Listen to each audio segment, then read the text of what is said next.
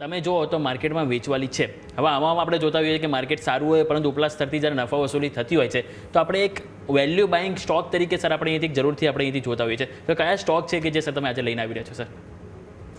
I think આજે મને લાગી રહ્યું છે કે ડૉક્ટર રેડી, કેમ કે ડૉક્ટર રેડીમાં આપણે જોયું રિઝલ્ટ પછી એક ગેપ ડાઉન ઓપનિંગ થયું હતું અને ભારે વોલ્યુમથી થયું હતું. એના પછી આપણે 3 ટ્રેડિંગ સેશન્સમાં જોઈએ છે કે જ્યાં નિફ્ટી કે ઇન્ડેક્સ જે છે એ થોડુંક વીકનેસ જોવા મળી રહ્યું છે, બટ પ્રાઇસીસ જે છે ડૉક્ટર રેડીના એ ફોલ પછી કોન્સોલિડેટ કરી રહ્યું છે. એટલે આઈ થિંક મને લાગી રહ્યું છે કે જે આગળ જે નેગેટિવ એસ્પેક્ટ હતું એ ઓલરેડી ડિસ્કાઉન્ટ થઈ ચૂક્યું છે ને અહીંયાથી હવે ટ્રાય કરી રહ્યું છે ડૉક્ટર રેડી બેઝ બનાવવાનું. ઓલરેડી આપણે જોઈ રહ્યા છીએ કે ફાઇનાન્શિયલ જે છે અને ફંડામેન્ટલ છે, પોઝિટિવ છે, સારા એવા સ્ટ્રોંગ છે.